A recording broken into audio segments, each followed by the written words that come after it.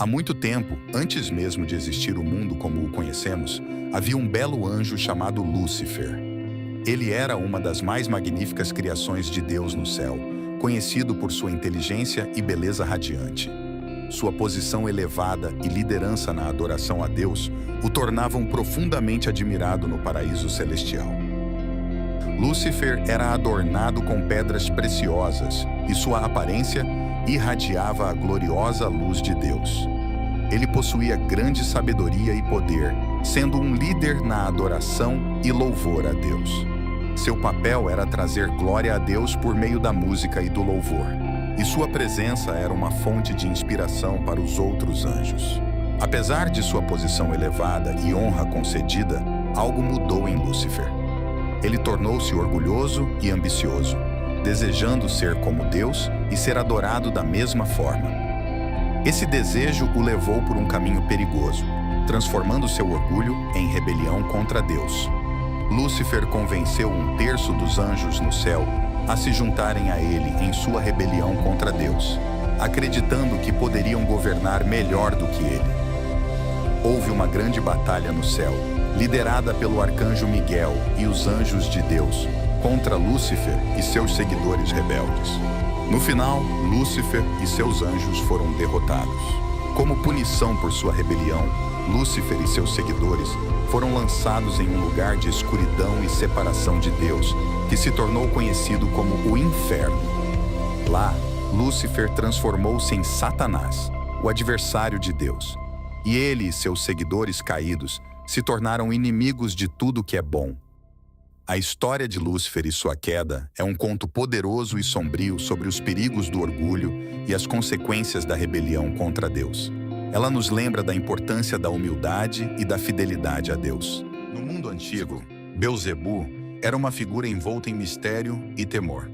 Originário da cidade filisteia de Ecrom, Beelzebu foi inicialmente reverenciado como uma divindade associada às moscas, ganhando o título de Senhor das Moscas. Os filisteus, inimigos de Israel, acreditavam que Beelzebu possuía o poder de controlar e enviar pragas, especialmente aquelas relacionadas a moscas e doenças.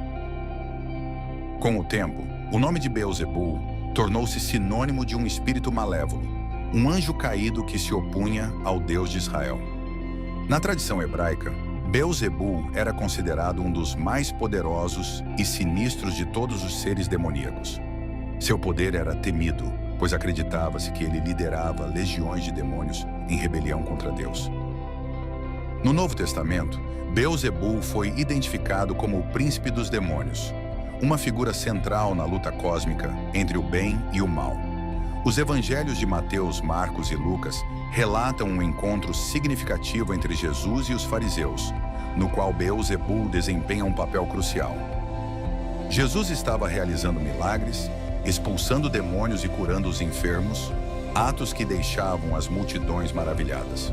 No entanto, os fariseus, líderes religiosos da época, tentavam minar sua autoridade.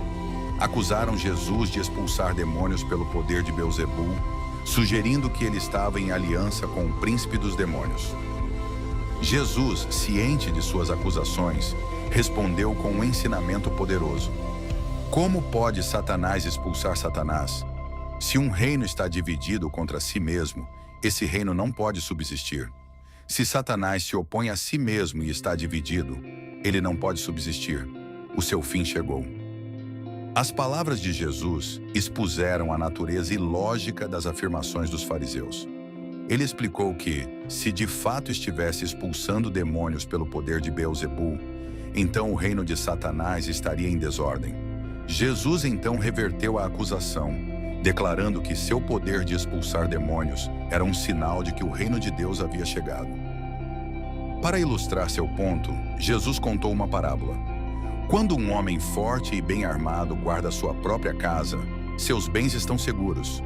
Mas quando alguém mais forte o ataca e o vence, tira-lhe a armadura em que confiava e divide os despojos. Nessa parábola, Jesus se retratou como o mais forte, superando Beelzebu e suas forças. Por meio dessa história, os evangelhos enfatizam que Jesus não é um agente do mal, mas o conquistador do mal. Beelzebu, o príncipe dos demônios, é retratado como um inimigo derrotado na presença do Filho de Deus, cuja missão é estabelecer o reino de Deus e trazer libertação àqueles oprimidos pelo mal. A história de Beelzebul serve como um lembrete da vitória definitiva do bem sobre o mal e da autoridade de Jesus sobre todas as forças espirituais. O inferno é descrito como um lugar completamente oposto à presença da bondade e do amor de Deus. É frequentemente apresentado como um aviso destinado a nos ensinar a importância de escolher uma vida alinhada aos caminhos de Deus. Jesus, mais do que qualquer outra pessoa, falou sobre o inferno. Ele o descreveu como um lugar de choro e ranger de dentes, onde o fogo nunca se apaga.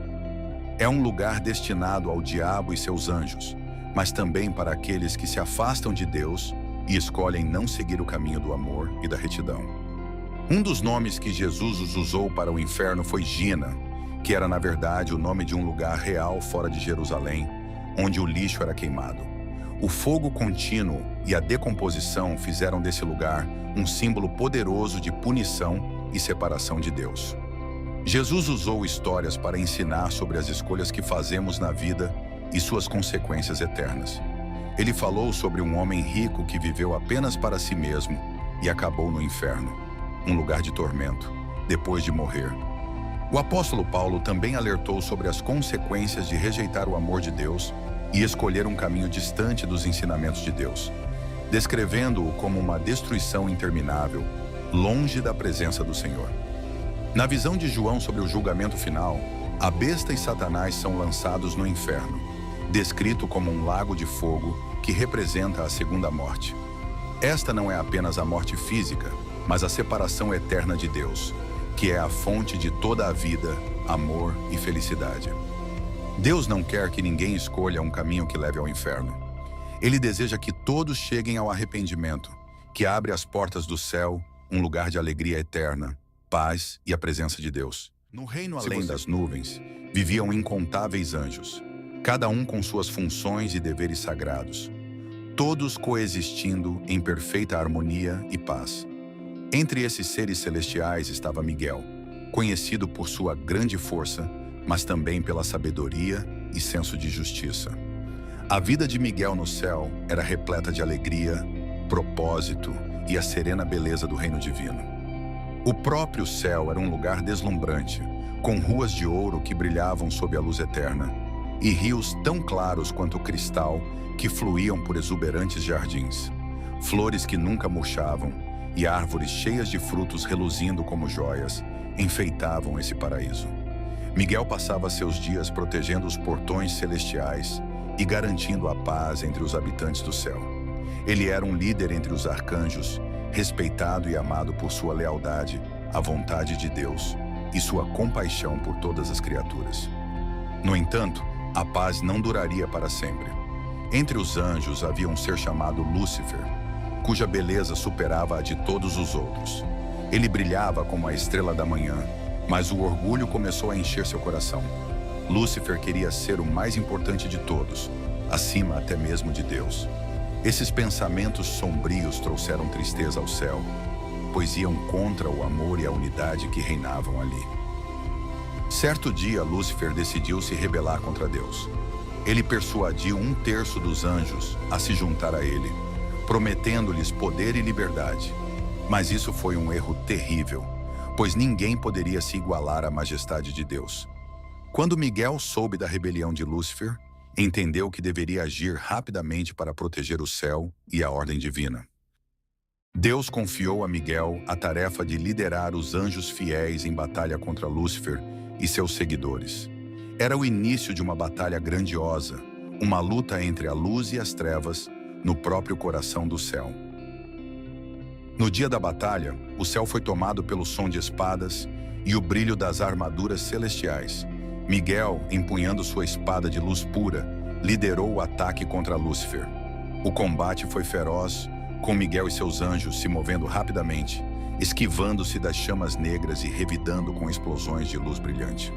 Lúcifer, armado com sua própria espada poderosa, lutou com toda a sua força. O céu se tornou um campo de caos, pintado com traços de luz e sombra. Ambos os lados sofreram perdas consideráveis, pois nunca antes uma batalha assim havia ocorrido no céu. Apesar da força de Lúcifer, a fé de Miguel e sua determinação eram inabaláveis. Com um grito poderoso, Miguel invocou o poder do bem e sua espada brilhou ainda mais forte.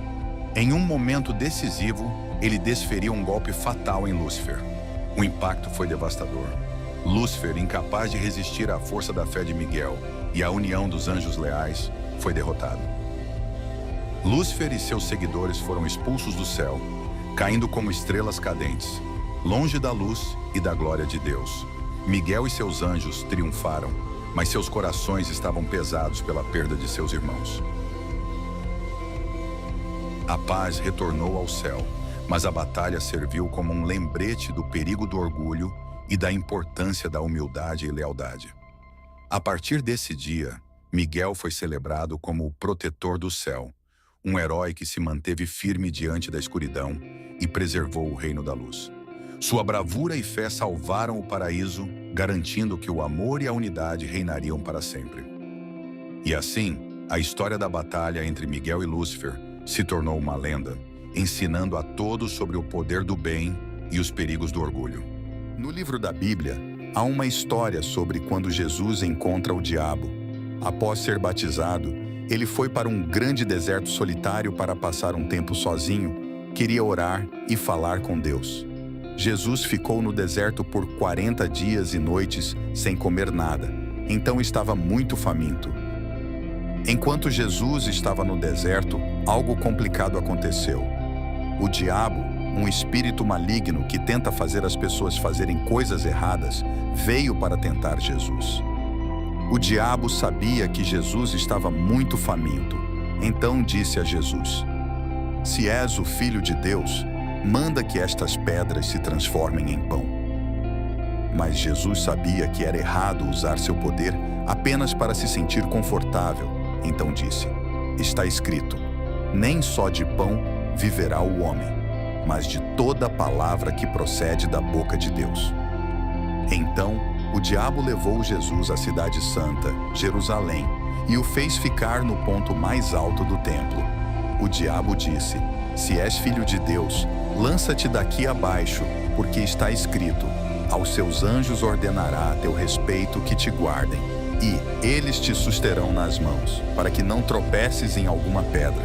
Mas Jesus respondeu: "Também está escrito: não tentarás o Senhor teu Deus." Finalmente, o diabo levou Jesus a uma montanha muito alta e lhe mostrou todos os reinos do mundo e sua glória. O diabo disse: "Tudo isto te darei se, prostrado, me adorares." Mas Jesus disse: "Retira-te, Satanás, porque está escrito: adorarás o Senhor teu Deus, e só a ele servirás." Depois disso, o diabo deixou Jesus. Jesus mostrou que era mais forte do que qualquer tentação.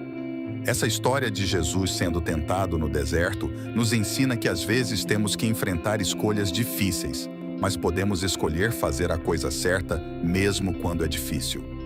Jesus usou as palavras de Deus para ajudá-lo a fazer as escolhas certas. Isso nos lembra que quando sabemos o que é certo e verdadeiro, podemos resistir firmemente a qualquer tipo de tentação. Se você gostou desse vídeo, não deixe de curtir o vídeo e se inscrever no canal. Isso nos ajuda muito a continuar criando novos vídeos. Muito obrigado e até a próxima.